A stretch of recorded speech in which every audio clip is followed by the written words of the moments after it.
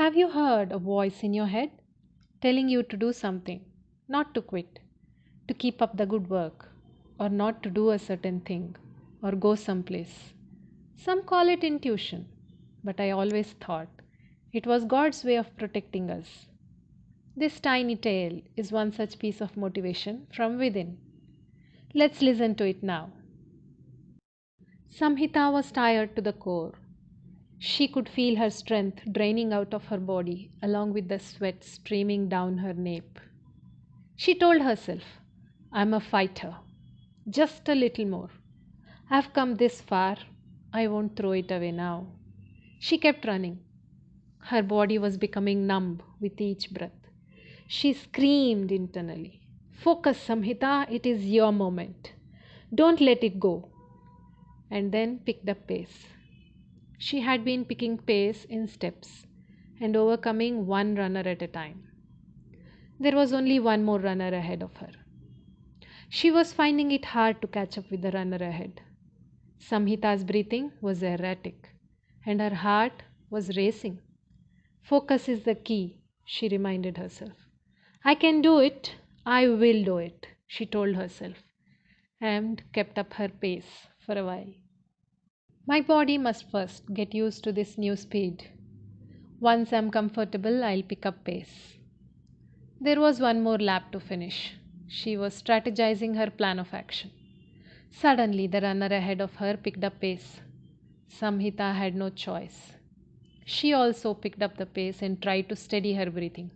Breathe, run, repeat, she told herself, and maintained the distance between herself and the runner. When they had finished half the lap, she increased her pace again and ran at her highest speed without looking sideways. Eventually, she was running neck to neck for the first place.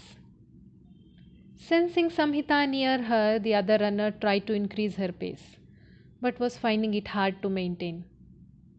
Both the runners were outpacing each other for a few seconds. This continued for a while. When they were near the finish line, Samhita pushed herself a little more and ran like there was no tomorrow, like her life depended on it. She remembered crossing the finish line and sprinting ahead. People all around her were clapping and giving a standing ovation. After Samhita was awarded the medal, she was interviewed by the news anchor. What inspired you to beat the number one world champion? You were not this fast since the beginning of the race, but in the last few laps, you picked up the pace and came to second place. We never expected you would beat the last year's champion. It all seems like a miracle unfolding in front of the eyes. It's nothing unusual. I always listen to the voice in my head, replied Samhita. Now, that's an interesting answer. I've heard people say I trained hard, I worked hard for so many years, it's not easy, and similar motivational things. But a simple sentence like listen to a voice in the head kind of takes away the thrill, replied the anchor. My rules are simple. If I have to make it, I keep telling myself to make it. I devise a plan and stick to it, no matter what. It might be a voice in my head or my heart, but it is me motivating myself not to give up. Keep going, elaborated Samhita.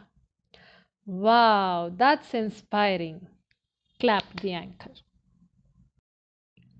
That was a tiny story indeed, wasn't it? Every day, you may be pushing yourself to do something new. Do you also hear a voice within? I have seen that loud, positive self talk works wonders on a person. Have you told yourself something positive today? Make it a point to tell yourself at least 3 positive things every day, preferably louder in front of the mirror, making eye contact with yourself. Do you do it? If you have a different, unique method of motivating yourself, do tell me all about it in the comments. Thanks for listening to this tiny tale. Take care and see you next week with a new episode of Alienated in an Ancient Land.